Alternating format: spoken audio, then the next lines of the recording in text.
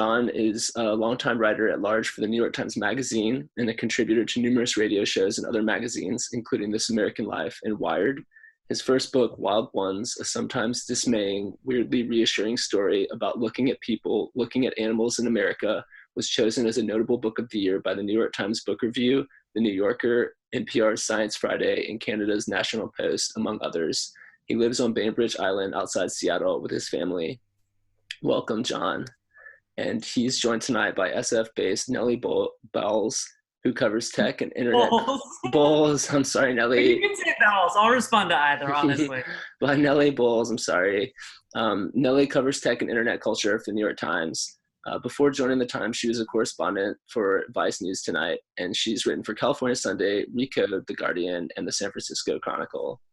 We'll have, I think, a reading and then a conversation, after which we'll have a chance to answer any questions that you might have. Please drop any questions in the comments. Jon, Nellie, thank you both so much for being here. I'm going to let you take it from here.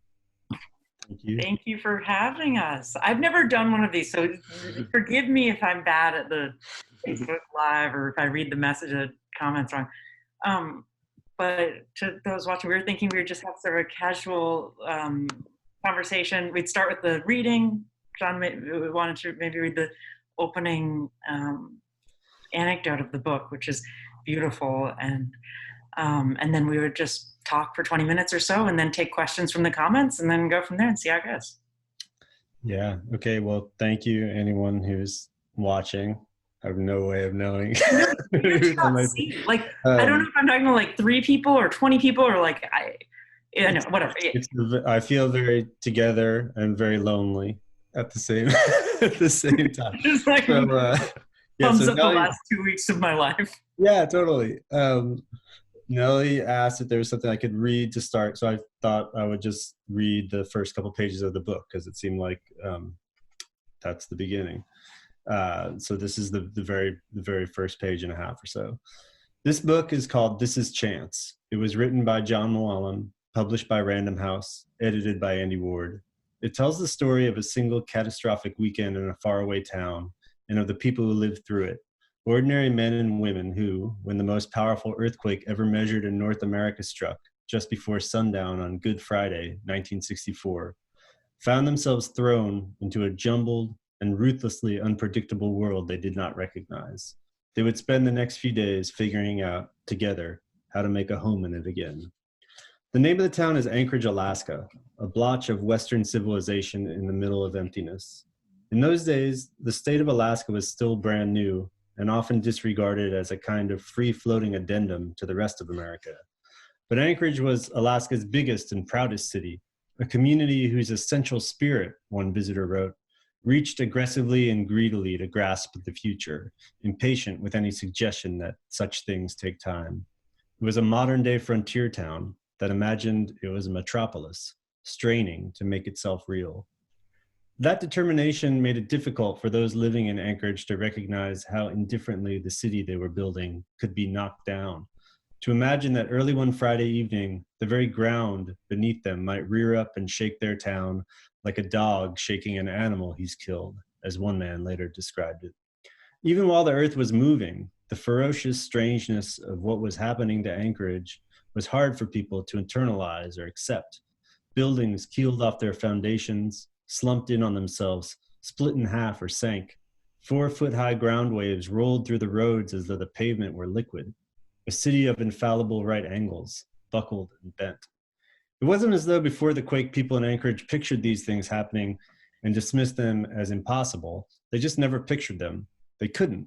And more to the point, why would they?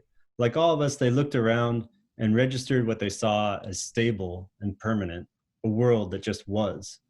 But there are moments when the world we take for granted instantaneously changes, when reality is abruptly upended and the unimaginable overwhelms real life.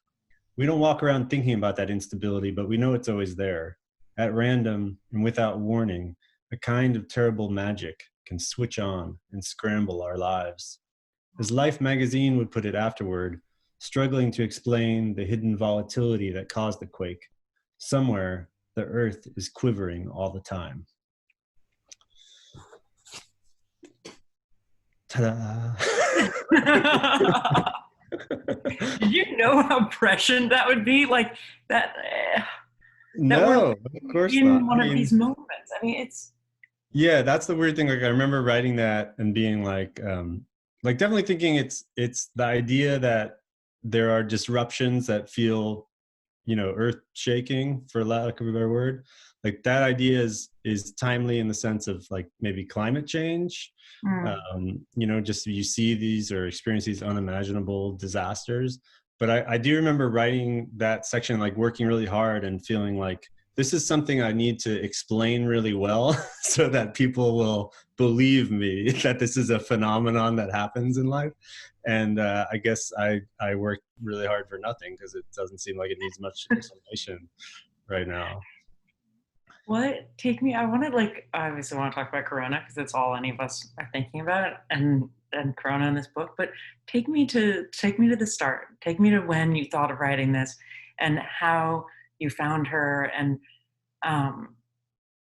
sort of take me to where you began. And you're a character. You as a character emerged to describe this within the book. But tell us how this started. Yeah. So.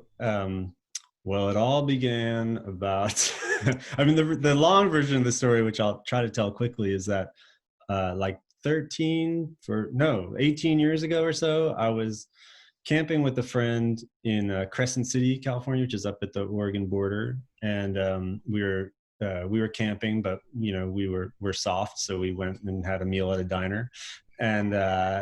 And there were all these photos around the diner of these, like, just the obliterated town, like this historical photos of just like the town being shattered. And there was a tsunami that hit Crescent City in 1964. And this waitress must have seen us looking at these pictures, and she kind of slid this scrapbook across the table to us without a word. She just kind of walked by and slid this old leather book to us. And it was this this scrapbook of people typing or handwriting accounts of the tsunami. And there was just something so moving about the idea that this little tiny community that had such faith in itself was suddenly just destroyed. And I thought, that might be something to write about one day. And it took me about 12 or 13 years to Google it. And so one day I'm just like sitting in my kitchen table. That's a features writer. Yeah, right. Like I 12 years later, I was just sitting around thinking. Yeah, thinking like, how am I going to get paid for something? Like I'm out of ideas. And so I just Googled it. I never thought why was there a tsunami there? And it turns out this tsunami was one of many tsunamis that was triggered by this earthquake in Alaska. And it was very quickly, and I'd never heard of the quake before, even though it's like the largest quake in American history. And it was really quickly after that I came upon this character of Jeannie Chance, who was this radio broadcaster. And I just found this little report she had prepared after the quake, where she mentioned in a very self-effacing, kind of very dry way, the author of this report is a radio broadcaster who stayed on duty at her station for 59 hours after the quake, and that her family recorded some of the broadcasts. And then, my story reporter sense was tingling, because I was like, I got to see where those tapes are. Why? What about Jeannie? When you read that little tidbit, we all read so much all day long. We're always scrolling through a million things. Why did you see that little tidbit and think what spark did you see in her? Yeah, I mean, a couple things, some less embarrassing than others. I mean, one is her name is Jeannie Chance. So that's pretty cool, right? You're cool name. Done. Yeah. 5 years biography. Yeah, 6 years. Yeah, super cool name. So I'm in at that point. And then, I think there was something, and then I think there's just a thrill to, not that I had no illusions that because I had never heard of this earthquake, it was therefore not a known thing, or that it was not documented in any way. But that's exciting that I'm going to learn something new. And then I think it was also, it didn't take me long to realize what was she doing on the air that whole time? And a lot of what she was doing was getting messages from people, across Anchorage or across Alaska, or even around the world, saying I'm safe, or I'm looking for my daughter, or people who were separated in the disaster. And to find that kind of like a node, like a point in this huge story that is, she's literally connecting people, and that all of these other stories are passing through her. I guess, I don't know that I would have been able to explain that at the time, but I think that's what was exciting about it, was that I realized that if I learned about her, I'd be learning about a lot of other stuff too. Yeah. But mostly the name. It's too real, John. You gotta make up a fake story. Yeah. The glint in her eye. Yeah. Then, but so then, how'd you start? So all these people are, dead or very old, and memories are so bad. And this is just a small town. You're trying to kind of piece it all together. I mean, the book pieces it together so viscerally. And tell me. Oh wait, you just cut out. I did? Oh no. Okay. Oh no, Booksmith events just went into the. Oh, okay, cool. Right. You piece it together so viscerally. Tell me about the reporting process. Yeah. How did you actually do this book? Because it was a lot. I mean, it takes. I just look at that and I think this is. Yeah, it's a lot of work. Thank you. Yeah. I mean, I guess I didn't really. It took me a while to. I was working on the book in the sense that I was like gathering material, like looking in archives and like collecting stuff for 4 years, probably, before I wrote a book proposal, because I just wasn't sure that I could do it. I just wasn't sure that the information would be there. I didn't want to do the book unless I could really tell it with a lot of detail and like tell a story and really almost try to recreate the feeling of being there.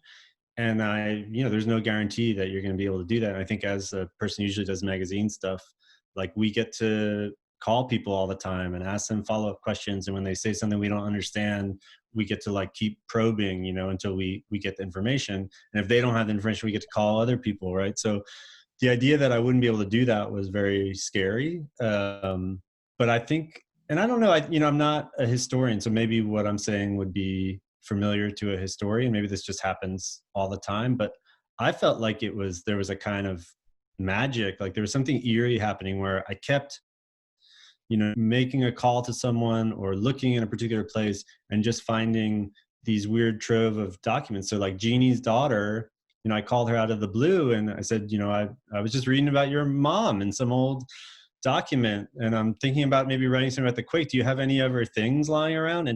And she said yes. And she began to tell me this whole story about how, with the upshot being that Jeannie had died and left her these 40 boxes of her life's materials that she was supposed to go through, and hadn't been able to bring herself to do it. And it actually moved across the country from Alaska to New York and back and taken all this stuff with her. So she was very happy to have someone who now wanted to root around in it all.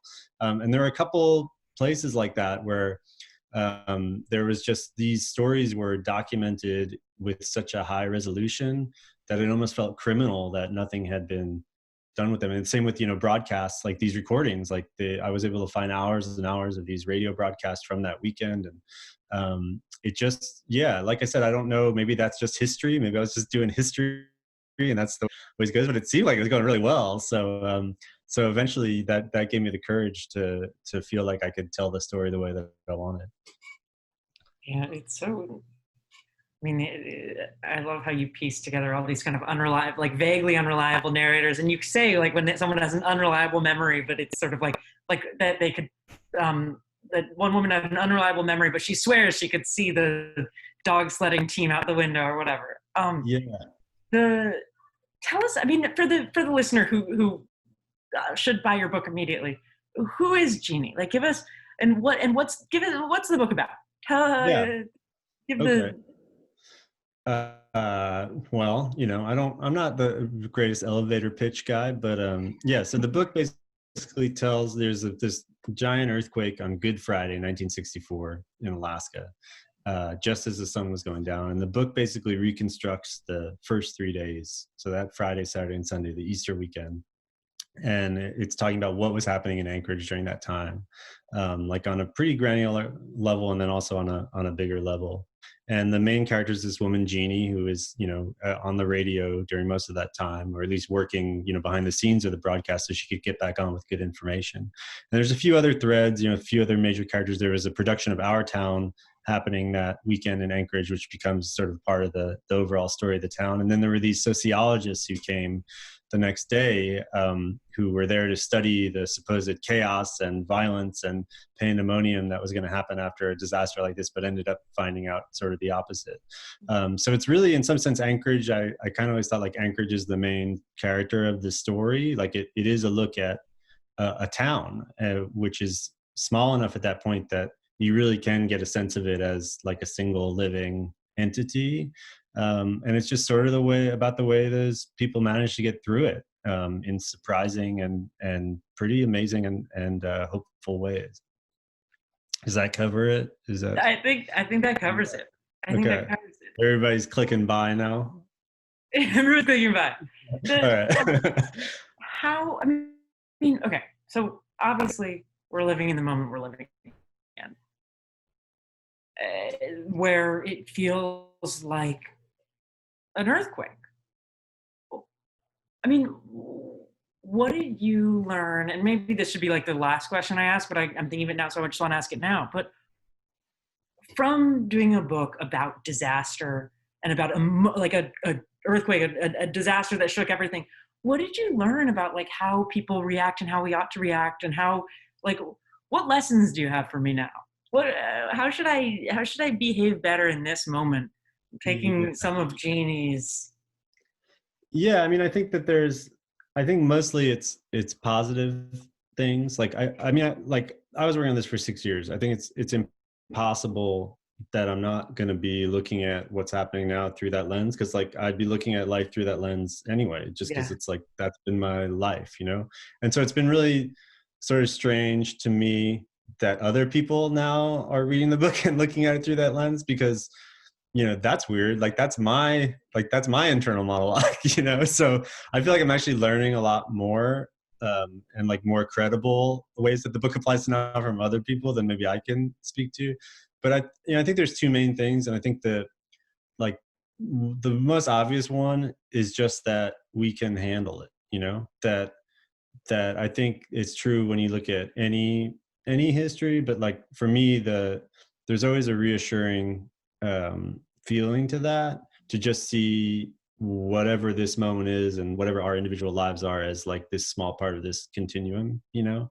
Mm-hmm. And to me that's like a very liberating, comforting thing. And then to see in this case and actually like in most disasters, it turns out, as like these sociologists end up showing, that people are really like level-headed and resourceful and altruistic, and they're able to come together in like very instinctual ways in the moment to solve particular problems. You know, there's people that are right away, they're digging people out of rubble outside a building, or they're working together to, you know, pull people out of this crevasse with ropes. And so there's things like that. And then also like they can team up and coordinate in more complex ways and like build little, you know, organizations and teams that are going to like solve problems creatively. I think you're definitely seeing that now in like thousands of ways. It's hard to keep track of the stories of, you know, people printing masks, or, you know, using 3D printers, or whatever it is. And the, you know, sewing masks, sorry.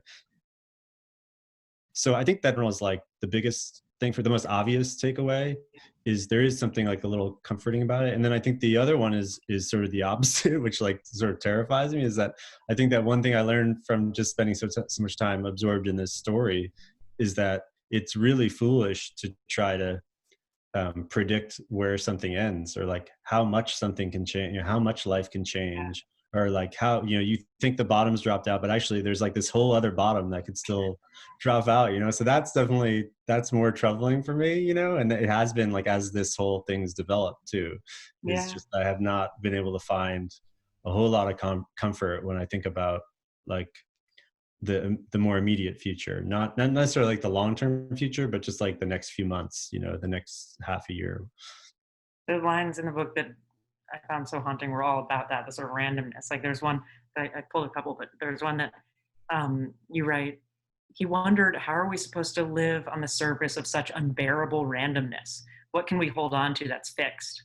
And then what is safety anyway? Jeannie seemed to be conceding how randomly our lives are jostled and spun around, that nothing is fixed, that even the ground we stand on is in motion. Underneath us, there is only instability. Beyond us, there's only chance. And then our force for counteracting chaos is connection. but the idea of like beyond us, there's only chance. I mean, it's a book about looking at chaos.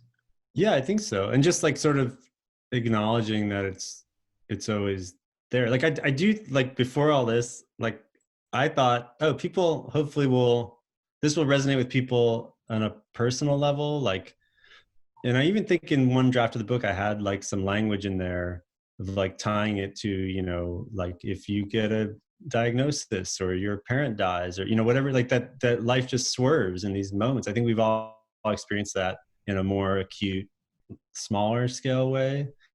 And I think how can you go through something like this, the earthquake or like what's happening now, and not just expand your sense of that, I guess, you know, not just see that same kind of upset, you know, happening on just a bigger scale, and realizing that it's kind of what we live inside all the time, you know?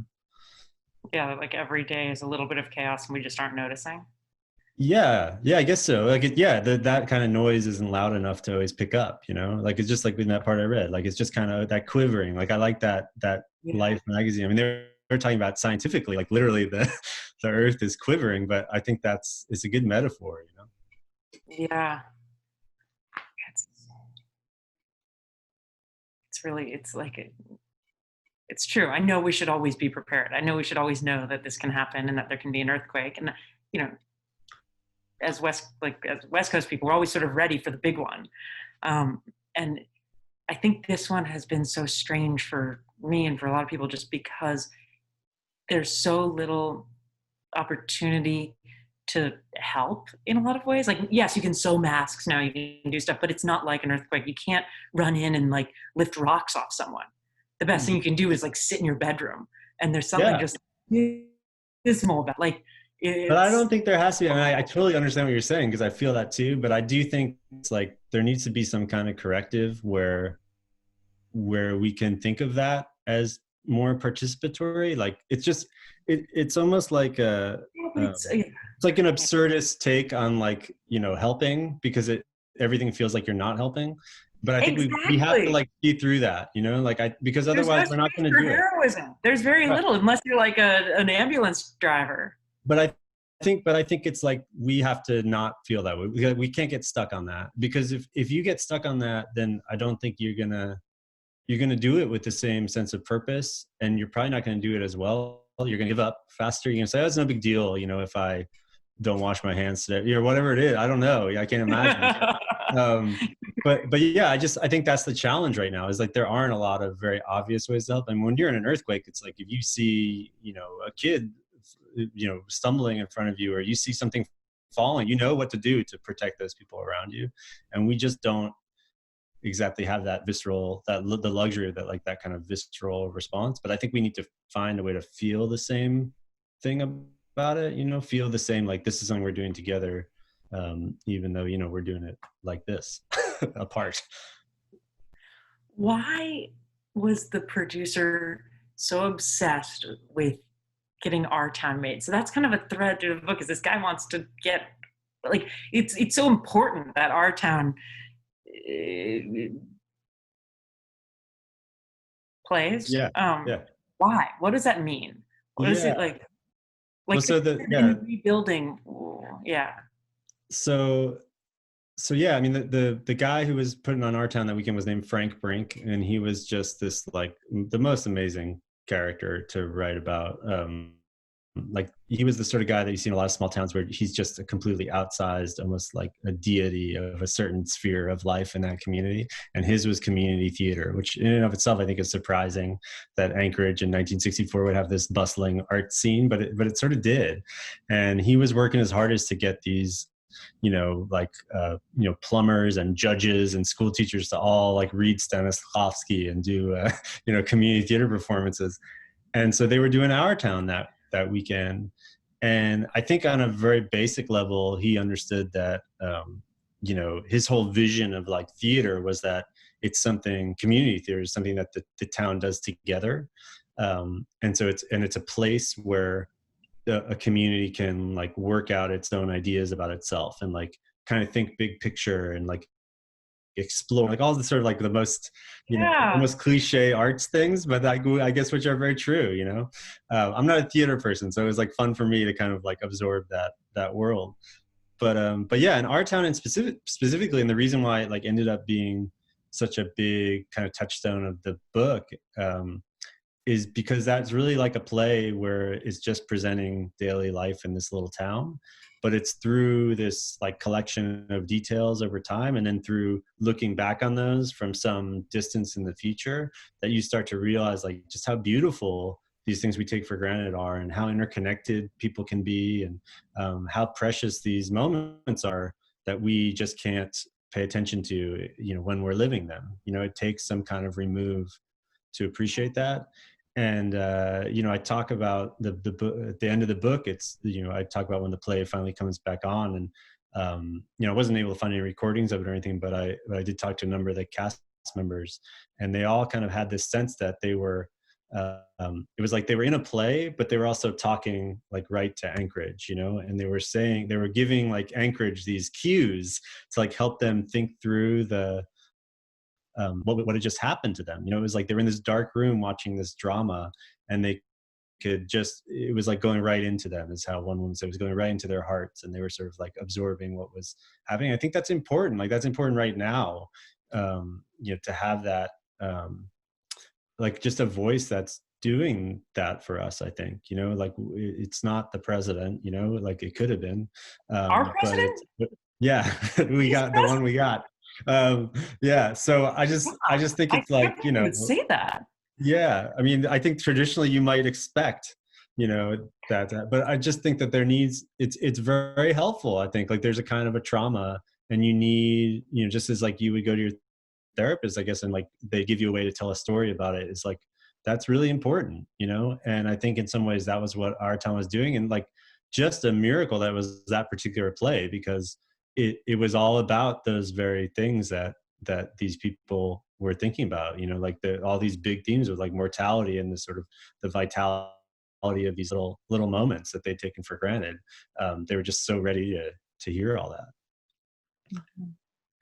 I want to see if there are questions that people are. Yeah, keep having things. I have a lot more questions, but I want to see how I find if there are Booksmith questions from people watching. I can read it. So it's in the chat. Do you want me to read it? There's one question. There's one question? No, oh, sorry. I'm not scrolling. There's 2 questions.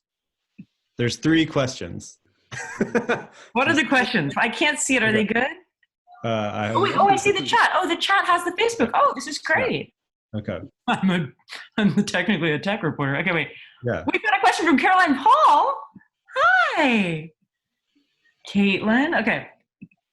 Do you want to pick one, Nellie? Let's just start at the top. Yeah. Okay. Caitlin asks, John, what did you find in the boxes Jeannie left her daughter? And then also from Caitlin is, let's first start with that. What'd you find in the boxes Jeannie left her daughter? I found everything. Like it was oppressive almost after a while. Like I found, everything from. I mean, she was a pack rat, and I should also say, like, she had saved a lot of this stuff thinking that she was going to write her memoir one day, and she got dementia, pretty suddenly, very severe dementia, so she wasn't able to do that. So I found, an entire box of radio news reports from a 6-month period in 1963. There was, including like the Kennedy assassination, but like just also everyday nonsense. Like I found, letters, 10 and 15-page letters home when she first moved to Alaska with her family from Texas, back to her family in Texas, describing their life. She'd write 2 or 3 of them a week sometimes because she was so lonely. Diaries, photos, diagrams of the anatomy of a grasshopper from high school, baby photos, like a coat, like whatever. You found both the letters that her husband wrote her when he was trying to win her love, and then also that he wrote her after 18 years later, like after their relationship became abusive, and she's left him, and then he's writing her back. So yeah, there was just it was really like I felt two things simultaneously. Like as a writer, I was like, ooh, like this is amazing. And then as a human being, I was like, it was chilling almost to just see. I mean, there was a lot of stuff, but at the same time, it wasn't that much stuff for an entire life, and you start to think about like all of our lives kind of being condensed down to just these pieces of paper. Yeah, it was a little depressing, honestly, to spend so much time, because it took days and days and days to go through it all. And it definitely was not the greatest always gift to her memory. Like it's what she feared most was being forgotten, or what she was most hurt, maybe not feared most, but what she was really hurt by at one point in the book was being forgotten. Yeah, she talks about that directly. Yeah. Sorry, I'm not used to, we can't. No. She just, it's so cool to think that this woman towards the end of her life was so sad that she was being forgotten in history, and that you went back and did this for her memory too. Like I mean, it was cool. Like, so there was a cool moment where, so this was all in her daughter's house, and her Jeannie's granddaughter, so Jan's daughter, was living at the time with her husband in a little apartment next to their house.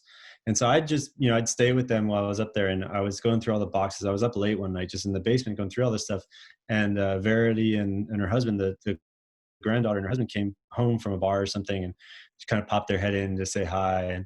And I was just like showing them stuff, and I was like, so, how much, like, do you know a lot about your grandmother? And she's like, I didn't really know until you started poking around, And I was like, wow, like that is like pretty cool, like this is not just about writing a book in some ways. So yeah, that felt pretty special. That's so cool. Okay, also from Caitlin, book publications often pull sources and witnesses out of the woodwork, people relevant to the story that the author hasn't been able to reach or didn't know existed during the writing of the story. Did this happen to you, Jon? Are there people since publication who have come out and been like, let me tell you the real story about Jeannie? No, not to that degree. Although I did really struggle to find people that knew Jeannie, like in a couple different phases of her life. Like I only really found one or two people that knew her, like in the 70s and 80s, say, and now like two great people, have come. So I expect that to happen. It hasn't happened in a way yet where I've like really been bitter about it yet. Like there hasn't been that big of a blockbuster, but I'm sure it's gonna happen. Caroline's question is, your descriptions of the earthquake were the best I've ever read. I felt terrified reading them. Have you been in an earthquake or something as cataclysmic? It felt as if it was very visceral for you. For you, not, of course, you must be a magnificent writer. Please talk about writing those scenes. No, I've never been in, I've been in little earthquakes. I lived in San Francisco for 12 years or whatever, but nothing big like that. And I don't know. I had the good luck of having just like literally hundreds of accounts, like at the time, from the time, of people describing very specifically what it felt like.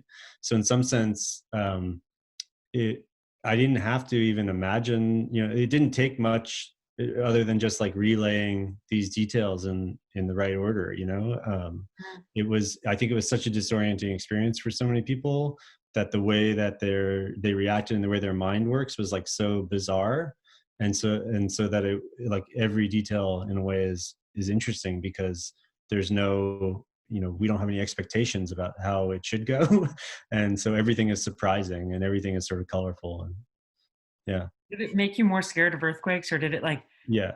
Earthquakes are just always in our minds. Like one thing that's funny about Corona is like, I've always sort of had, you an earthquake kit, like a prepper bag that you have at school and at home, and you have water and you have this and you have that. And like, did it make you more preppery as you were writing it? Yeah, without a doubt. Yeah, I moved from San Francisco up to Bainbridge Island in 2015. So I was like, really, that was like when I was really starting to work on the book pretty seriously. And the week that I moved was that Catherine Schultz New Yorker story about the Cascadia fault and all that stuff. So it was like a lot of things were lighting, and then like you move in a new house, you're trying to prep everything. So I went kind of off the deep end for a little bit, like, with the Walmart. What do you do? What do you have in your business? I lingered a little too long. Yeah. You got all a lot of it's over here, but I will confess, I like on one trip to Walmart, I like lingered a little too long in like the shotgun aisle, like just like wondering, but I walked it back. So. Yeah. My mom got me for this year for Christmas. I'm not kidding, no joke, an actual taser. My mom got me a taser, which I think is illegal in New York, so I'll probably get like arrested. But yeah, I think it's illegal in California too. But no, it's not illegal in California. You're But anyway. ratting her out now. There's going to be an investigation. Where did she get this taser? Well, okay, we'll pretend that didn't happen. Yeah. But don't get a gun. Get a taser. No, I have no intention of getting a gun. I was looking at it more as a tool. Like, do I have to shoot a deer or something to survive? You know, that sort of thing. Yeah. But I didn't get it, and I I just want to make that super clear. I really Jon, NRA sponsored Booksmith event with Jon Mooallem. Okay, got a question from Chris Collin. I've never heard the name. Don't know who it is. Chris Collin? Who is this guy? Who let him? I think it's Colin. I think it's Colin. Oh yeah, my brother Colin. Okay. How have people from Anchorage responded? So great so far. I mean, I'm very intimidated by Alaskans, you know, just in general. Because of the guns and your no lack of guns. No, I just have a lot of respect for them. You know, like they're cool people. You know, just blanket across the board, every single one.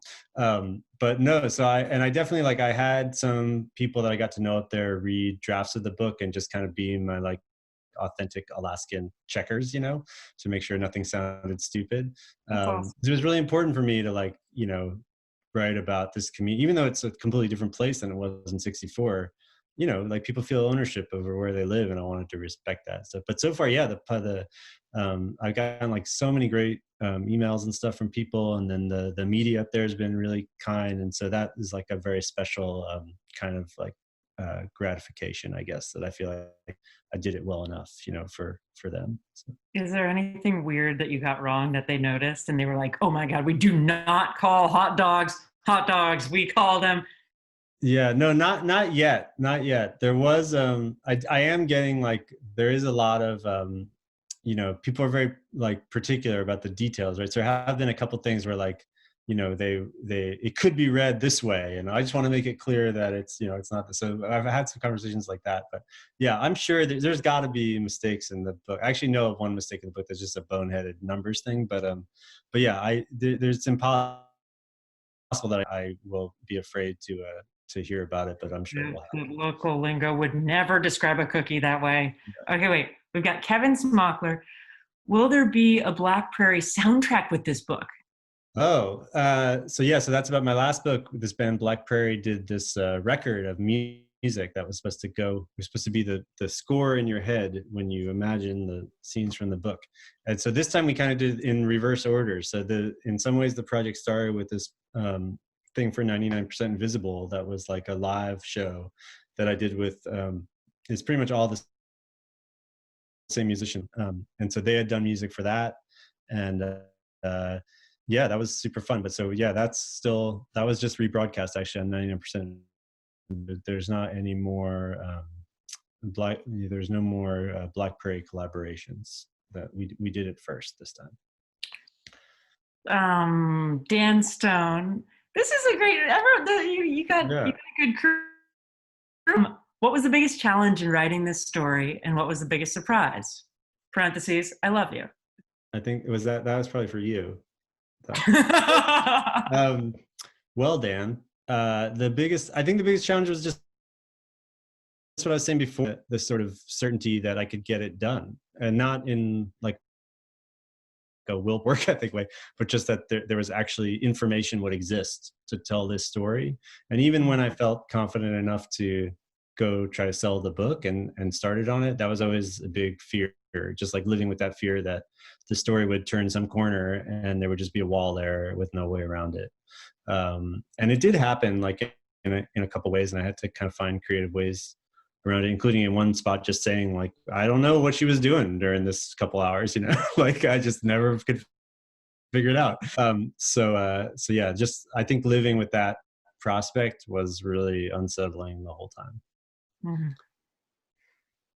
Caroline Paul again asks, you came to Alaska as an outsider. In the beginning, how did you overcome that and get those Alaskans open to you? That's actually Wendy McNaughton asking his last question. Oh, okay. Yeah, it wasn't that challenging. I think that people up there were so great, and they were, they love telling stories. I think I had that mindset that I was like that I would have to win people over, and I think I like stumbled over a lot of like first phone calls trying to like prove that I was a serious person, or I was cool or friendly or whatever. But mostly it was unnecessary. I think people were just like usually really thrilled to talk, and I think it's a really particular thing that I hadn't always experienced, like as a journalist, when you're asking someone about something that happened a long time ago, that they kind of settle into this other storytelling vibe. And sometimes it's challenging because they have the story, they've been telling about it for so many years, and you have to kind of break them out of that, or you have to listen to that first. And then you have to figure out a way for them to tell you something different. And it's amazing. Like some people just keep going right back into that, like no matter what you ask them, then but no, everyone was definitely willing to talk. I mean, there was a couple people, obviously there always are, but yeah, it wasn't very difficult. I mean, they were probably so like pleased to tell the story. It's always wonderful to hear what you lived through. Okay, Amy Standen asks, what inspired your decision to become a character in the story yourself? Oh, yeah. Good questions. They are good questions. Yeah, I don't know. That's and then also, why'd you include yourself in the third person? I versus, Yeah, so I use first person every chance I get. Yeah, it suits you. It's not. I don't know. I wasn't very comfortable with that, to be totally honest. Like, I didn't want to be in the book at all. And then when I felt like I had to write about Jeannie's like life after the quake, like at least like this compact version of it, because I thought that just like the Our Town thing, like it puts everything that's happening in those 3 days in such a sharper relief when you see spiral forward. And so I knew I had to include that stuff, and I knew I had to include her daughter talking about it, and I knew I had to include the idea that these boxes were there. And then I'd be bending over backwards I'd be taking myself out of the story. And I think I didn't really like it because I think I resisted it because I liked the idea that you could be in this almost like a little dollhouse, or like a snow globe, like on the cover, like where these stories are playing out sort of from a bit of a distance, like they have this haze of like memory over them or time. And then I thought, like, this little perfect world, and now I'm going to come in as this I and just ruin it, like it's going to just like rip you out of it, and you're going to think about like this weirdo typing. And so I didn't want to do that. And so it just seemed like the only way to do that was to be a third person, be a person just like them, like on the same plane as everyone else, just like in the future. And it sort of worked with the whole Our Town aesthetic too. So I did it. Yeah. And Amy is qualifying that it's one of her favorite things about the book because she can see how uncomfortable. I'm glad it works, but I'm just being honest. And in the terms, I even wrote my editor when I turned in the book, I was like, I sent him this document that said like My Worries by Jon Mooallem, and it was just like all the things I was worried about in the draft. And like the main one was like, I'm writing about myself in third person. Like all I can think about is Norman Mailer doing that. And like, My Worries by Jon Mooallem. That's it. We got it hanging on the fridge. No, I'm kidding. Yeah, you really should. That's really cute. But yeah, I was not psyched about that. And, and I guess I'm getting dinged for it in some reviews and stuff, but I just didn't see like another way to do it. It just seemed like it has to be that way, and it's either going to work or it's not, but doing it any other way is going to be worse. So I like the idea of putting yourself in it, but by not using the I and by making it third person, you kind of, like you said, you have to, it's sort of, you treat yourself with the same hands that you're treating everyone else with. And you have to describe yourself in the same way. Like you're tough on yourself. You've just got, it's fun. All right. Yeah. Whatever, not tough. Yeah, whatever, John. All right.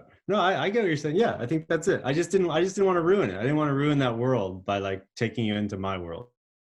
Either join that world. Yeah. So yeah.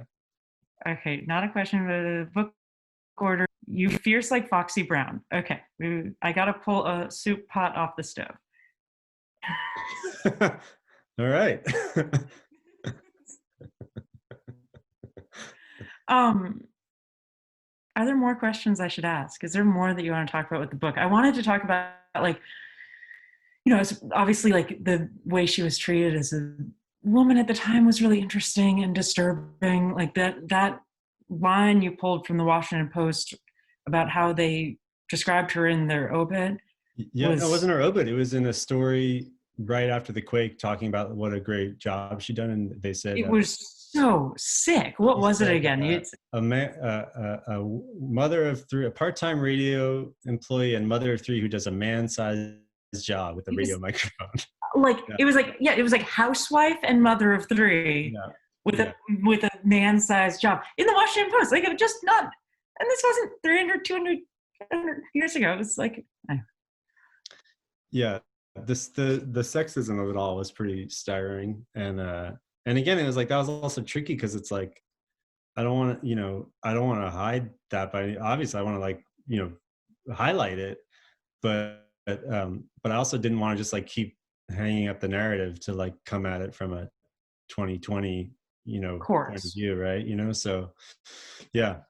But yeah, it was like it was her reality. It was her reality every day.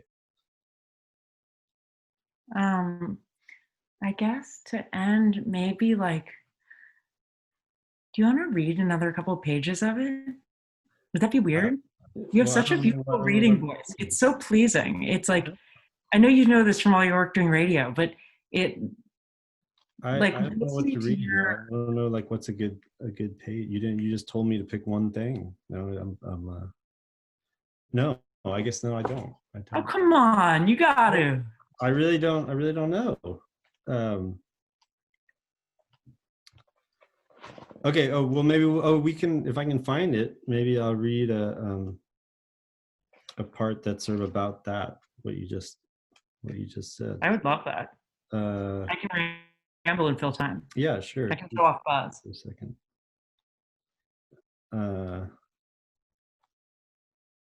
Oh yeah. Okay. Here it is. All right. So this is like in the middle of the night after the earthquake. And there's still, like, they really just don't have any good information about what's happened, and like every detail is really precious, especially about stuff happening outside Anchorage.